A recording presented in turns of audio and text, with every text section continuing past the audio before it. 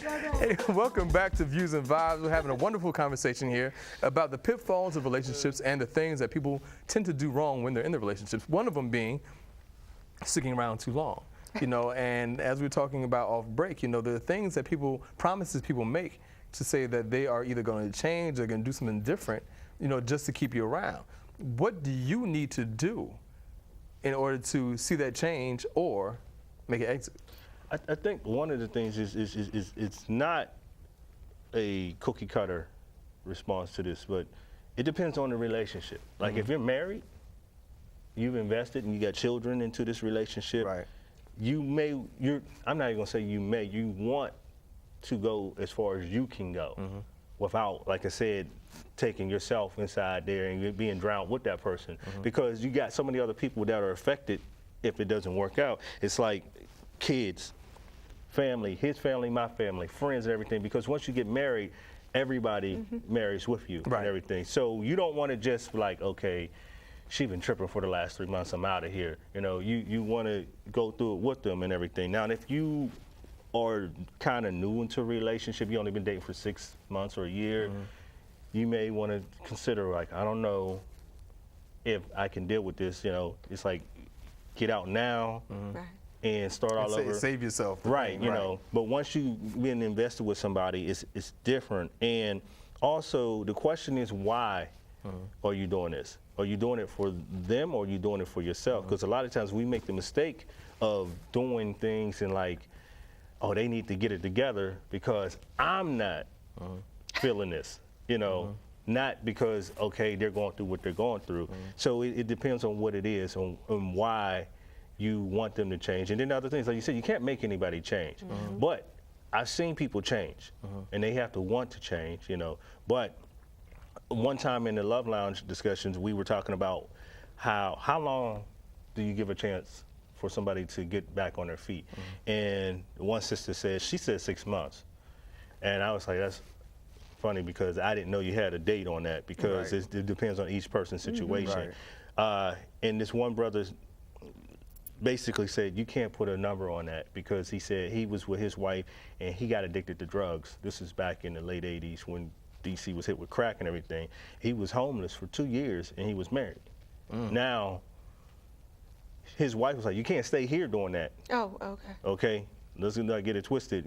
They had 2 kids together. But she said, if you get your act together, I'm going to be there for you. And she was, and he ended up getting himself cleaned up and ended up getting into investment banking, bought a big house, like 30,000 square foot home in Potomac, and he said he lost it all because of bad investments, but she stuck through him, and then he said now he's like a multimillionaire now. So he was telling the other woman if she would have done what the 6 months, the 6 months thing, she would have missed out on all that. Right. So I think each situation is different, comparing to what you have invested into the situation. Now, what about the individual? When you're talking about bad relationships and trying to save a bad relationship, what about looking at yourself? What can you do to either change your behaviors, to change the situation? You have people who I call serial monogamers, who, relationship after relationship after relationship, they barely date. Because as soon as they meet somebody, they're instantly in a relationship, and then it's the same, cycle. They fall in love, but then it's not exactly what they thought it was going to be, so they break up, then they meet somebody else, the same thing over and over again. How do you take that, going back to what we talked about earlier, that self-assessment? When do you start looking at yourself saying, okay, there's something I'm doing wrong here? Well, that almost assumes that happily ever after is something that's attainable for every relationship. I think sometimes when people get married, they have the intent till death do us part, and then things happen. And I don't mean things like cheating, but I mean people change, they grow apart, they have, and so happily ever after is just not attainable. And I think sometimes people, they may be, I think everybody is not cut out for the traditional monogamous relationship. Some people, 3 to 5 years is like the maximum time they really are ever going to be with anybody, because that's the amount of time that it takes for them to get to know and grow and develop. And something about the newness of meeting someone new may be something that's better. I think we have a perception that a traditional monogamous marriage till death do us part is going to be the outcome for everybody. That's what we're all striving for. I just don't know if that's realistic. But And some people don't have a sense of self-awareness. okay. If you don't have a sense of self-awareness, you're incapable of doing Right. self-assessment. Right. And those are the people who are always saying, oh, it was his fault, or it was her fault, or Right. she's She crazy. crazy. Right. Right. Never It's looking never at me. them. Right. It's Yeah. not me. I know what I'm Right. bringing to the table. It's the other person. So what does it take for somebody to become self-aware? Well, being the I mean, daughter, are you just being the self-aware? daughter of a psychologist, I recommend everybody at least go see it. through counseling. Right. Learn some things about yourself that you just can't Yeah. seem to get on your own. Or commit to having a relationship with yourself. If I can't spend time alone, if I'm not my best company, why would I expect anybody else to want to be with me? Right. I think it could take years, whatever time it takes, be intimately familiar with who you are. I mean, some people, you don't even know what your hobbies are, what you like. You don't even know what you're passionate about anymore. Right. You spend so much time chasing and pursuing that you forgot to fall in love with yourself. Right. And I think that makes you a lot more self-aware if you can do that. One of the other things is just too often we follow society's script. And we do what everybody else tells us. Or we what should they be doing. expect us to do. What they expect. Right. I did it my own self where it was like, okay, good job, making nice money. Now you go get the car, the Right. condo, or the perfect bachelor, Right. then you go get the perfect woman. Right.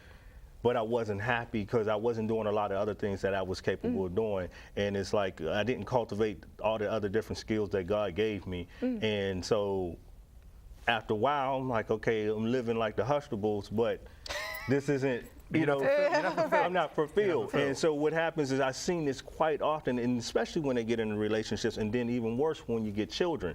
You get caught into this box where Right, you what just life? mommy and daddy and husband and wife instead of, like, I'm a DJ, I'm an artist, I do events, to I have do all these other different things in your life to fit- right. to create Find that other things fulfillment. that you like to Expression. do. Right. And then when I'm teaching classes, some of the parents of the students who like always wanted to paint. I'm like, well, Why don't I you go got a ahead and paint? paintbrush sitting right here. Why don't you paint? Oh, I can't. I said, I think it would help your child and your husband if you painted. Right, right, You know? right. Because it'll make you happy. So what does it take to have a fulfilling relationship? Well, Feeling, is that a hard, that's a hard question? filling your life up. Okay. You know, I think And that's having what it other is. things other than just that person. Right, and I think if the partners have other things in their lives to do, it makes it better for them because you come home happy and then you want to share it with that other Right. person. You Right. know, you can't It wait to changes call the them. energy of the relationship. Exactly. You It's wanna no call longer them just and a say drag that because you have stuff. something to share. Right. Yeah. Right. And you could probably add an S to that and say fulfilling relationships, and that'll probably make that one relationship better Right. with your mate. Right. Yeah. Well, you guys, we have to step on out of here. I want to thank my guests for being here today. You have JJ Smith, and make sure you check out her book, Why I Love Men. Jamal Muhammad and Nicole Turner for participating in our relationship series. You can find out more about these guests by going to our website, viewsandvibes.com. My name is Tariiq Walton, and until next time, this has been Views and Vibes.